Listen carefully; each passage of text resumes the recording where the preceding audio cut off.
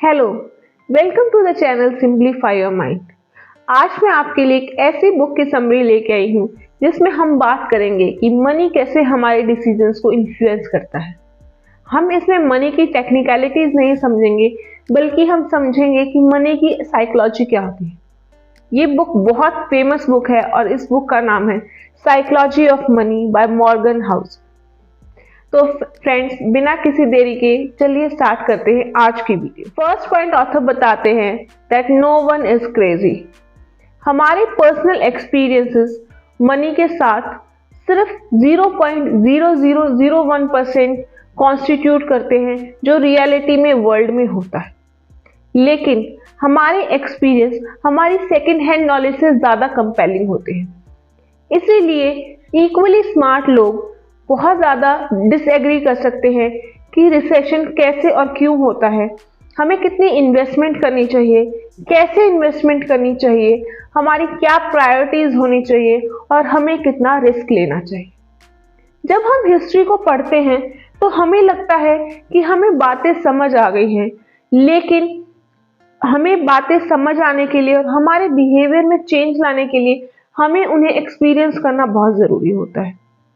For example, जिन लोगों ने economic depression के टाइम जिन्होंने उस दौर से वो गुजरे हैं, उनके डिसीजंस बहुत अलग होंगे जिन लोगों ने डिप्रेशन के बारे में सिर्फ थियोरेटिकली पढ़ा। इन्वेस्टर माइकल बेटनिक भी कहते हैं कि कुछ लेसन्स को समझने के लिए हमें उन्हें एक्सपीरियंस करना जरूरी है। थियोरेटिकली तो एक इंसान को इन्वेस्टमेंट उसके टाइम और उसके गोल के अकॉर्डिंग करनी चाहिए, लेकिन जब इंसान अपने फाइनेंशियल डिसीजंस लेता है तो वो अपने पर्सनल एक्सपीरियंसेस के बेस पे लेता है।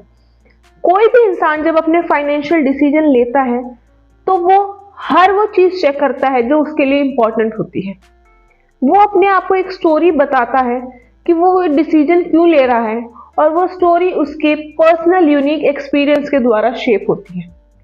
सेकेंड पॉइंट ऑथर कहते हैं, know how much is enough for you. Author कहते हैं कि अगर आप अपनी लाइफ में आपके लिए जो इम्पोर्टेंट है उसको किसी अनइम्पॉर्टेंट चीज के लिए रिस्क पे डालते हैं तो वो आपकी लाइफ में कोई भी सेंस नहीं बनाता है। हमें ये चेक करने की जरूरत है, क्या हम कोई ऐसी इन्वेस्टमेंट कर रहे हैं जो हमारे पीस ऑफ माइंड को डिस्टर्ब कर रहे हैं।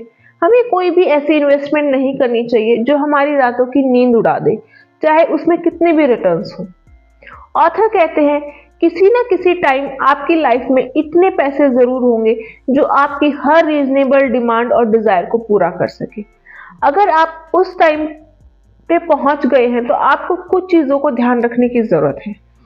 सबसे पहले सबसे हार्डेस्ट फाइनेंशियल स्किल है हम अपना गोल पोस्ट डिसाइड करें।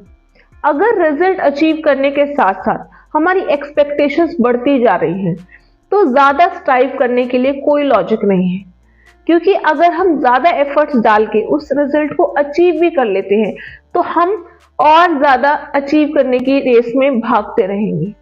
इसलिए बहुत जरूरी है कि हम अपना गोल पोस्ट डिसाइड कर ले, अदरवाइज हम एक स्टेप आगे बढ़ेंगे और हमारा गोल पोस्ट हमसे 2 स्टेप आगे बढ़ जाएगा। इसमें सबसे बड़ी प्रॉब्लम सोशल कंपैरिजन है। सोशल कंपैरिजन की सीलिंग इतनी हाई है कि उसको कोई भी अचीव नहीं कर सकता। हम चाहे कितने भी अमीर हो जाएं, हमारे पास कितने भी पैसे हो जाएं, वो किसी ना किसी के कंपैरिजन में हमेशा ही कम रहेंगे।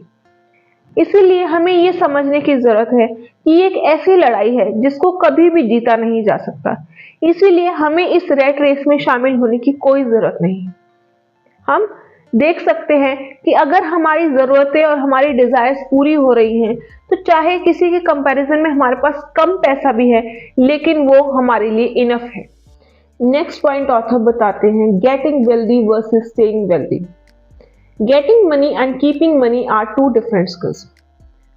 पैसे बनाने के लिए जरूरी है कि हम रिस्क ले, हम ऑप्टिमिस्ट हों और अपनी स्किल्स दूसरों को शो करें, लेकिन पैसे रखने के लिए हमें रिस्क लेने से अपोजिट करना है। हमारे अंदर एक ह्यूमिलिटी, एक फियर होना चाहिए कि हमने जो पैसे कमाए हैं वो हमसे छिन भी सकते हैं या हम उसे गवा भी सकते हैं।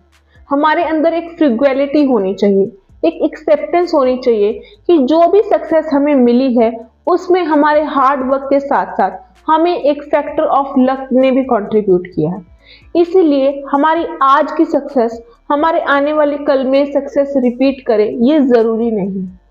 इसमें हम लॉटरी विनर्स का एग्जाम्पल भी देख सकते हैं कि कैसे वो लॉटरी में बहुत सारे पैसे जीतते हैं पर कुछ दिनों के अंदर अंदर वो सारे पैसे गवा के उसी गरीबी में दोबारा से चले जाते हैं। इसमें हम कंपाउंडिंग के मैजिक को भी देख सकते हैं कि जब हम अपनी एसेट को ग्रो करते हैं, अपने पैसे को धीरे धीरे ग्रो करते हैं, तो ये एक ओक ट्री के लगाने के जैसे हैं। आपको एक साल में कोई ग्रोथ नहीं दिखेगी, आपको 10 साल में कुछ ग्रोथ दिखेगी, लेकिन 50 साल में आपको कुछ एक्स्ट्रा ऑर्डिनरी ग्रोथ दिखेगी। इसलिए हमें कंपाउंडिंग में बहुत लंबे टाइम तक टिके रहना बहुत जरूरी है। हमें अननेसेसरी अपनी एसेट्स को इंटरप्ट करने की जरूरत नहीं। नेक्स्ट पॉइंट ऑथर बताते हैं freedom. Controlling your time is the highest dividend money pays. सबसे highest form of ability wealth की ये है कि हम हर सुबह उठ के ये कह सके कि आज हम वो कर सकते हैं जो हमारा मन है। इस दुनिया में हर इंसान सबसे ज्यादा खुशी अपने टाइम और अपनी लाइफ को कंट्रोल करके पाता है। आपकी सैलरी से भी ज्यादा, आपके घर के साइज से ज्यादा, आपकी जॉब की प्रेस्टीज से ज्यादा आपका आपके टाइम पे कितना कंट्रोल है, इससे आपकी खुशी डिपेंड होती है। इसीलिए ऑथर कहते हैं कि money greatest intrinsic value is its ability to give you control over your time, जिसको हम थोड़ा थोड़ा करके अचीव कर सकते हैं। अगर हमारे पास कुछ पैसे हैं तो हमारे पास एबिलिटी है कि हम कुछ दिन ऑफ ले सकते हैं जब हम बीमार हों। अगर हमारे पास इससे ज्यादा पैसे हैं तो हम एक अच्छी जॉब की अपॉर्चुनिटी आने तक रुक सकते हैं। अगर हमारे पास इससे ज्यादा पैसे हैं तो हम अपने बॉस से अननेसेसरी डरेंगे नहीं, क्योंकि हमें पता है कि अगर ये जॉब चली भी गई तो हम कुछ दिन अपनी लाइफ में सस्टेन कर सकते हैं और एक अच्छी जॉब के लिए रुक सकते हैं।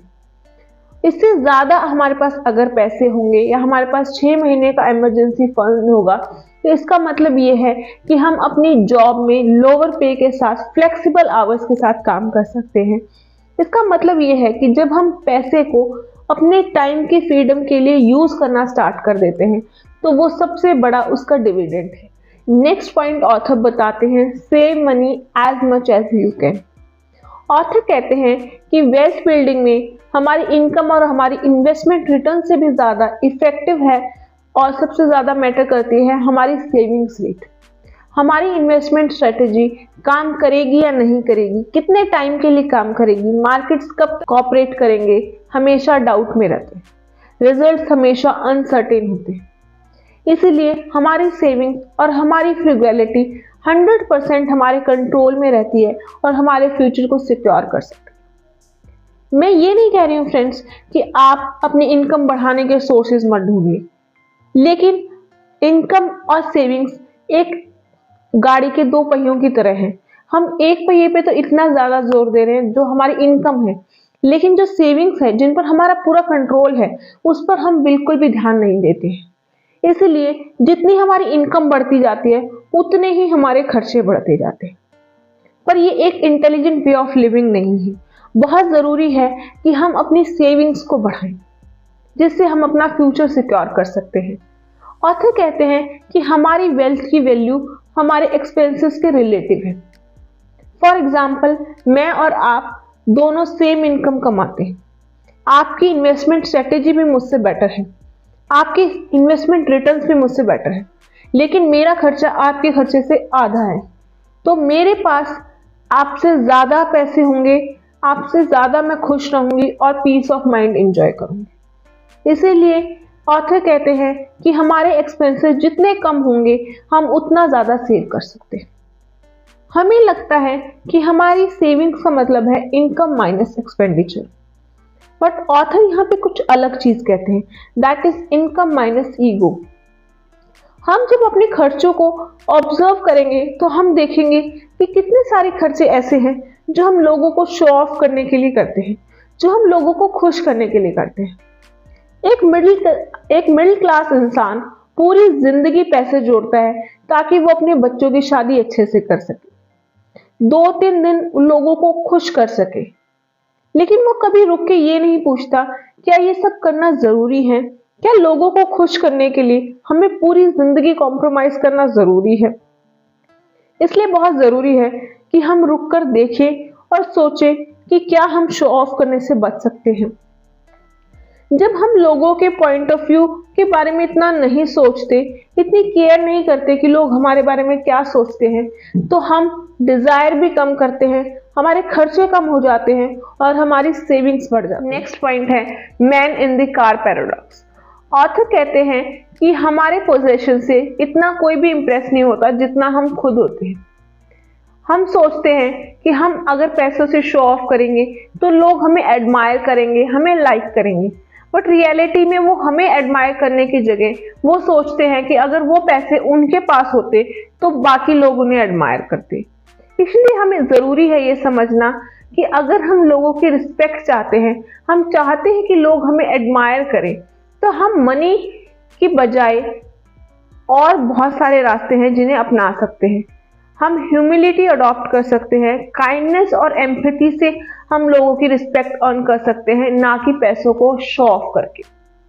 इसलिए बहुत जरूरी है कि हम समझें कि हमारे पैसे हमारे लिए एक शो ऑफ करने का जरिया ना हो। तो फ्रेंड्स, ये थी इस बुक की समरी। उम्मीद करती हूँ कि आपको ये समरी अच्छी लगी होगी और आपको थोड़ी सी मोटिवेशन मिली होगी इस बुक को पढ़ने के लिए।